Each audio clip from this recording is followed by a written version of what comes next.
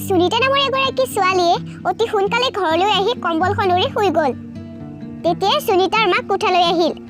আৰে কি হ'ল সুনিতা, আজিকালিচোন তুমি অতি সোনকালে ঘৰলৈ আহি শুই যোৱা?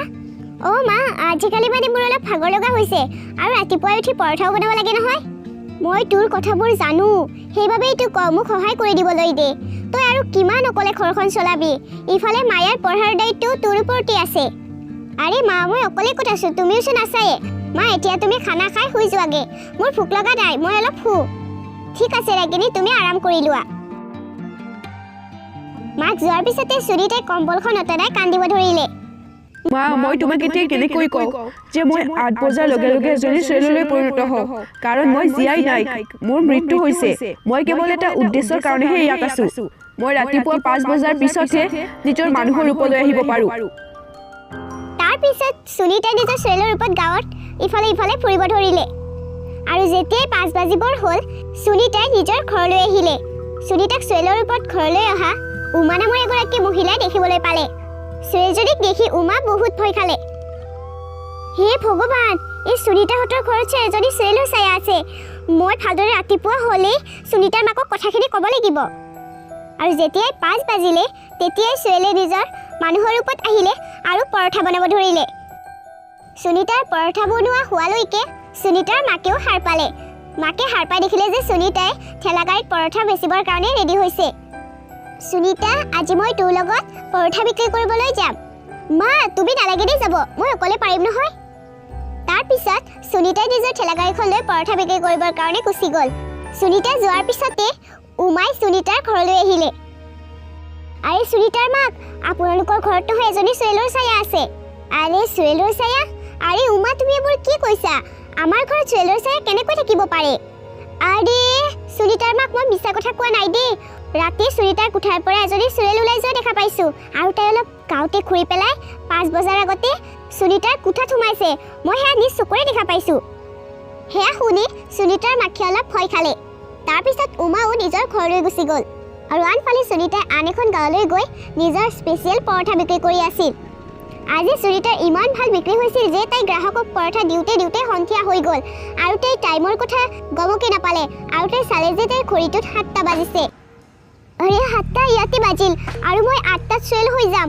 মই মোৰ আচল ৰূপটো মাক দেখাব নোৱাৰোঁ। মই এতিয়া সোনকালে ঘৰলৈ যাব লাগিব।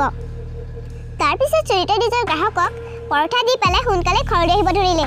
কিন্তু তাই ঘৰলৈ অহালৈকে 8টা বাজি গৈছিল, আৰু 8 বজালৈকে তাই এজনী ছোৱালীলৈ পৰিণত হৈ গ'ল। তাই অলপ অকলশৰীয়া ঠাইত ছোৱালী হৈ গৈছিল, সেইবাবে তাইক কোনেও দেখা পোৱা নাছিল। আৰু তাই নিজৰ যাদু শক্তিৰে নিজৰ ঠেলাগাড়ীখন ঘৰলৈ পঠাই দিলে আৰু নিজে বতাহত উৰি উৰি গাঁৱলৈ আহিব ধৰিলে। তেতিয়া সুনিতাই দেখা পালে যে তাৰ ভনীয়েক মায়াই লাইব্ৰেৰীৰ পৰা এখন কিতাপ লৈ ঘৰলৈ আহি আছে, আৰু তাইক অকলে দেখি কেইটামান গুণ্ডাই তাৰ পিছে পিছে আহি আছে। তাৰপিছত সুনিতা গুণ্ডাকেইটাৰ সন্মুখত আহি গ'ল। মই আজি তহঁতক মাৰি পেলাম। সুৰেল, আজি তহঁতক মই উঠাই নেৰো। তহঁতে মোৰ ভনীৰ পিছা কৰিছিলি, আজি মই তহঁতক। সেইবোৰ দেখি মায়াই বুজি পালে যে তাইৰ বায়েক এতিয়া এজনী ছোৱালী হৈ গৈছে। আৰু তই এজনী ছোৱালী হয়, এয়া কেনেকৈ হ'ব পাৰে? মই একোৱে বুজি পোৱা নাই। মই সেই সকলোবোৰ তোক ঘৰত আহি কৈ আছোঁ। প্ৰথমতে মই ইহঁতক কৰ্মৰ ফল দিব লাগিব, কিন্তু এটা কথা মনত ৰাখিবি, এই সকলো কথা যাতে মাৰ কাণত নপৰে। ঠিক আছে বা। তাৰপিছত মায়াই সোনকালে সোনকালে ঘৰলৈ আহিলে। তাৰপিছত ছোৱালীজনীয়ে সেই গুণ্ডাকেইটাক মাৰি পেলাই টুকুৰা টুকুৰ কৰি জংঘলত পেলাই দিলে। তাৰপিছত ছোৱালীজনীয়ে নিজৰ ঘৰলৈ গুচি গ'ল আৰু নিজৰ কোঠালৈ আহি মায়াক মাতিলে। মায়া, তই জানিব খুজিছিলি নহয় মই কেতিয়া আৰু কেনেকৈ ছোৱালী হ'লো? অঁ, মই সেয়া জানিব খুজিছিলোঁ। তেনেহ'লে শুন। এদিনাখন সুনিতাৰ ভনীয়েক মায়াই নিজৰ মেট্ৰিক পৰীক্ষাত জিলাৰ ভিতৰত ফাৰ্ষ্ট আহিছিল। আৰে বাহ, আজি মই জিলাৰ ভিতৰত ফাৰ্ষ্ট আহিছোঁ, আৰু সেইবাবে মই চহৰলৈ গৈ পঢ়িব বিচাৰোঁ। আৰে বাহ, এইটোতো খুবেই ভাল কথা। তই চহৰলৈ যা আৰু পঢ়গৈ। কিন্তু বা, ইয়াৰ বাবে বহুত পইচা লাগিব। আৰে তই পইচাৰ চিন্তা কিয় কৰিছ? মই ইয়াত পৰঠা বেচি থাকোঁৱেচোন। মই তোৰ পৰঠা বেচি পঢ়াৰ খৰচ দি থাকিম, আৰু দেউতাৰ পেঞ্চনটো মাহে মাহে পাওঁ। তই একো চিন্তা কৰিব নালাগে। আৰু চহৰলৈ গৈ মায়াই নিজৰ কলেজৰ পঢ়াখিনি কৰিব ধৰিলে। মায়াক পঢ়া খৰচ দিবৰ বাবে সুনিতাই বহুত কষ্ট কৰিছিল। সদায় ৰাতিপুৱাই সোনকালে উঠি পৰঠা বনাই পেলাই আন আন গাঁৱলৈ গৈ বিক্ৰী কৰিছিল। এনেকৈ এদিনাখন সুনীতাই পৰঠা বিক্ৰী কৰি ঘৰলৈ ৰাতি উভতি আহোঁতে এখন ট্ৰাকৰ সৈতে এক্সিডেণ্ট হৈ গ'ল আৰু সেই এক্সিডেণ্টত সুনীতাৰ মৃত্যু হৈ গ'ল। মৰাৰ লগে লগে তাই এজনী চুৰেল হৈ গ'ল। এনেকৈ মই চুৰেল হৈ গ'লো আৰু মোৰ আত্মাই তেতিয়ালৈকে শান্তি নাপায় যেতিয়ালৈকে তই এজনী ভাল উকিল হৈ নাযাৱ আৰু তই ভাল এটা কেছ নাপাৱ। তই যিদিনাই প্ৰথম কেছ পাবি আৰু যিদিনাই প্ৰথম কেছৰ ফিজ পাবি সিদিনাই মোৰ আত্মাই মুক্তি পাব। সিহঁতে কথা পাতি আছিল তেতিয়াই সুনীতাৰ মাক আহিলে আৰু দুয়ো সকলো কথা শুনিলে। তাৰপিছত সুনীতাৰ মাকে সুনীতাক সাবতি ধৰি বহুত কান্দিলে।